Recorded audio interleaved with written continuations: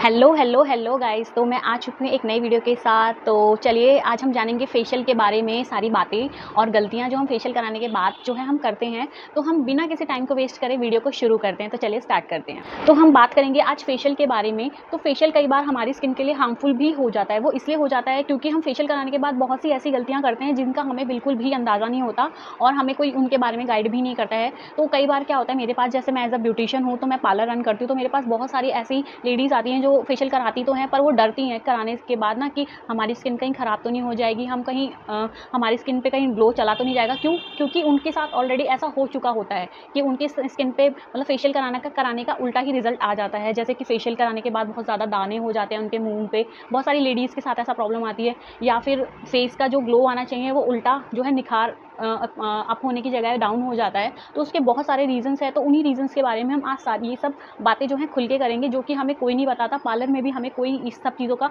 Guide नहीं करता, but मैं एज अ ब्यूटिशियन अपना फेशियल करते करते ही अपने क्लाइंट को ये सारी बातें ज़रूर बताती हूँ। तो आप भी अगर फेशियल कर रहे हैं तो आपको भी ये बातें पता होनी चाहिए, या अगर करवा रहे हैं तो भी ये बातें पता होनी चाहिए। तो गाइस सबसे बड़ी गलती हम जो करते हैं, फेशियल कराने के बाद जो है फेस वॉश को नहीं करना चाहिए। फेस वॉश जो है कम से कम 24 घंटे तक हम अपने फेस को किसी भी साबुन से या भी किसी भी फेस वॉश से अपने फेस को वॉश नहीं करना चाहिए। ये तो हमें ऑलमोस्ट सबको पता ही होता है, बट इसके पीछे का कारण किसी को नहीं पता होता कि क्यों। हमें कई पार्लर्स में भी बताते हैं कि आप फेस वॉश नहीं करिएगा 24 घंटे तक की टाइमिंग वो लोग आपको देते हैं। तो उसका कारण ये होता है कि जब हम अपने फेशियल पे हम जब फेशियल करा रहे होते हैं तो बहुत सारी क्रीम्स का यूज़ होता है, जैसे क्लीन होता है, स्क्रब का यूज़ होता है, क्रीम का यूज़ होता है, फिर जेल या पैक, इन सब चीज़ों का यूज़ होता है।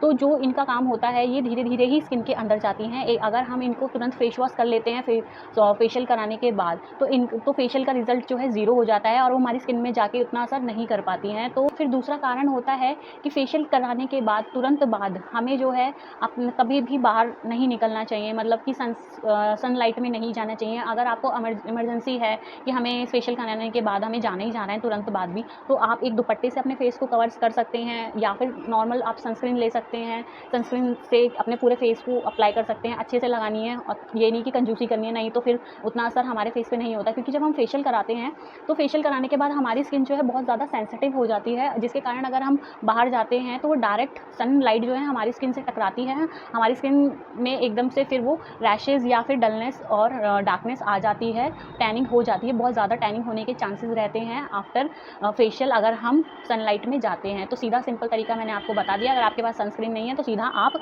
अपने फेस को किसी भी सूती कपड़े से कवर कर सकते हैं। और दूसरा एक कारण होता है कि हमें धूल मिट्टी से भी अपने फेस को बचाना है। तीसरा पॉइंट ये होता है कि फेशियल कराने के बाद हमें ब्लीच नहीं करनी होती। कई बार क्या होता है कि जो पार्लर ब्यूटिशियन होती हैं जो थोड़ी इतनी एजुकेटेड नहीं होती हैं, मेरे एरिया में तो बहुत सारे ऐसे मेरे क्लाइंट आते हैं जिन्हें फेशियल करने के बाद जो है बहुत ज़्यादा प्रॉब्लम हो चुकी है। मैं कभी आपके साथ वो वीडियो भी शेयर करूँगी कि फेशियल करने के बाद कितने लोगों को कितनी प्रॉब्लम हुई है। कुछ लोगों को बिल्कुल नहीं पता होता, तो कुछ लोग वीडियोज़ देख के घर पर ही फेशियल कर रहे होते हैं। तो उनके लिए सबसे बड़ी जानकारी ये है गाइस कि फेशियल करने के बाद ब्लीच नहीं करनी चाहिए। क्योंकि फेशियल करने के बाद ब्लीच करने से हमारी स्किन ऑलरेडी साफ़ हो चुकी है। फेशियल करने के बाद जितनी भी डेड स्किन थी वो निकल चुकी है, हमारी स्किन सॉफ्ट हो जाती है काफ़ी। तो अगर हम उसके ऊपर एक हार्ड केमिकल लगा रहे हैं तो ऑब्वियसली हमारी स्किन 100% जलेगी ही जलेगी। और अगर आप चाहे कम एक्टिवेटर यूज़ कर रहे हैं, चाहे ज़्यादा एक्टिवेटर यूज़ कर रहे हैं, और अगर आपने ज़्यादा एक्टिवेटर यूज़ किया तो आपका फेस पूरी तरह से ख़राब हो सकता है, पूरी तरह से।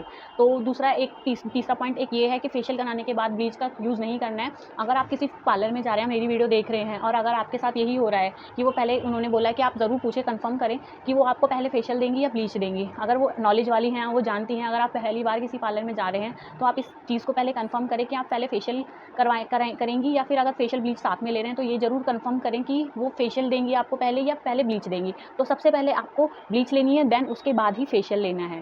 फिर एक पॉइंट आता है कि फेशियल कराने के बाद जो है हमें अपनी आईब्रोज नहीं करानी चाहिए। हमें हमेशा अपनी आईब्रोज और अपर लिप्स और फोरहेड को फेशियल कराने से पहले कराना चाहिए, क्योंकि हमारी स्किन जो है सेंसिटिव हो जाती है आफ्टर फेशियल।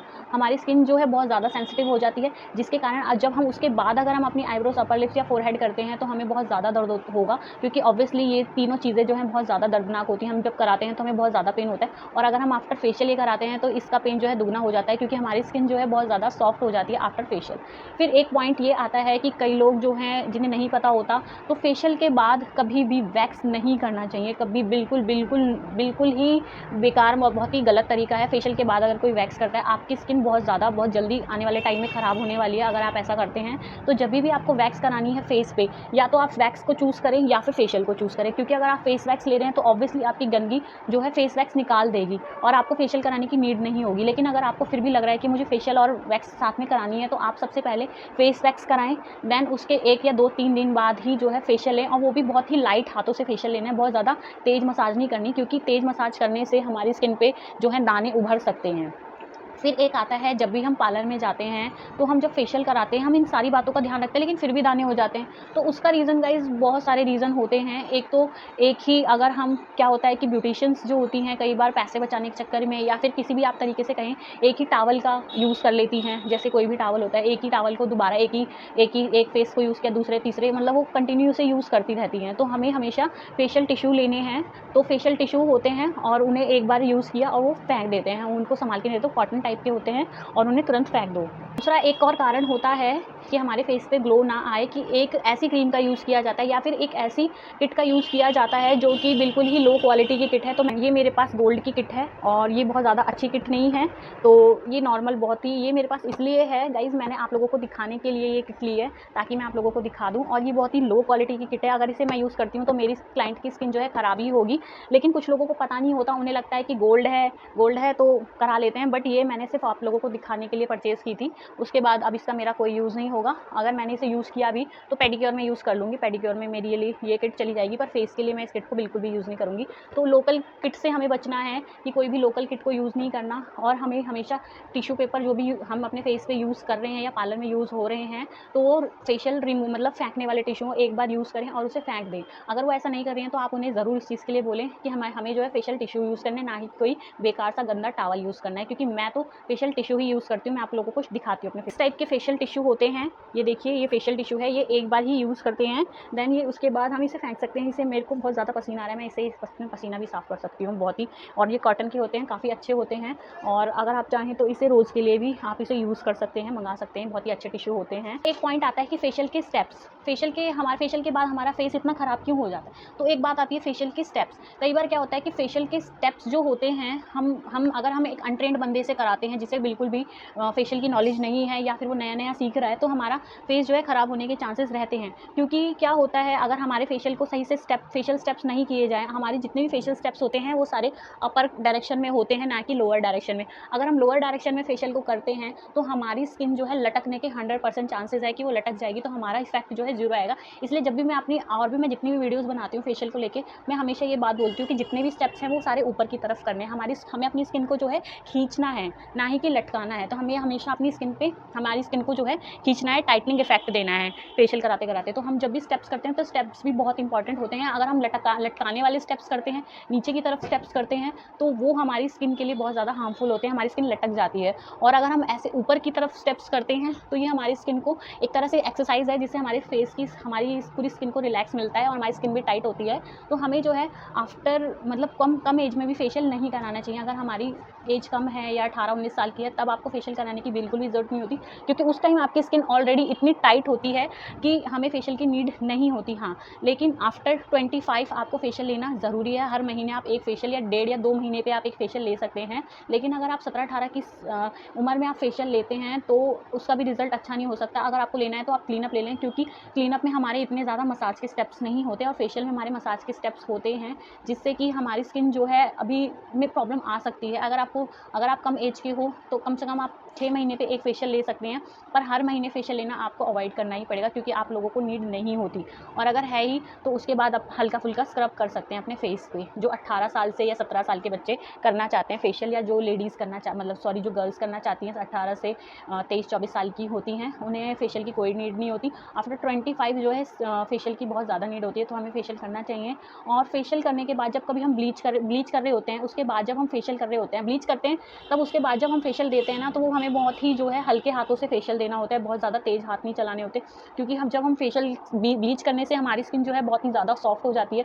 उसके बाद जब हम स्क्रब करते हैं, उसके बाद ब्लीच के बाद जब हम अपनी स्किन पे जो है स्क्रब करेंगे, जेल अप्लाई करेंगे, क्रीम, तो ये हमारी स्किन को बहुत ज़्यादा हार्मफुल इफेक्ट देता है। तो हमें क्या करना है, अगर हम ब्लीच करने के बाद अपने क्लाइंट को फेशियल दे रहे हैं, उसमें स्क्रब का यूज़ करें, तो बहुत ही धीरे जेंटल हाथों से हमें अपने स्क्रब को यूज़ करना है और अपनी जो है क्लाइंट की स्किन पे जो है स्क्रब देना है और बहुत ही जेंटल हाथों से मसाज देनी है। और अगर क्लाइंट कहे कि आप इतना धीरे क्यों कर रहे हैं, तो आप उन्हें रीज़न बताएँ, क्योंकि मैं अपने क्लाइंट्स को हमेशा रीज़न बताती हूँ कि मैंने ब्लीच किया है। अगर मैं ब्लीच के बाद आपको हार्ड मसाज देती हूँ, तो आपकी स्किन पे जो है दाने हो सकते हैं, स्क्रब से स्क्रैचेस आ सकते हैं, तो हमें जो है अवॉइड करना चाहिए, हमें हल्के हाथ से मसाज देनी चाहिए। और मेरे हिसाब से ब्लीच के बाद फेशियल कर लेना चाहिए, बट हल्के हाथों से। अगर तेज़ हाथों से करते हैं तो उसका इफेक्ट ज़ीरो होता है और बिल्कुल भी अच्छा रिजल्ट नहीं आता। और उसके बाद होता है फेशियल के करने के बाद हमें कम से कम 20 से 25 दिन कम ब्लीच नहीं करनी है, ब्लीच को अवॉइड करना है कम से कम 20 से 25 दिन। और अगर हमें ब्लीच करनी है, तो अगर हमें फेशियल कराया तो फेशियल करने के 20 से 25 दिन बाद ही हमें ब्लीच करनी है।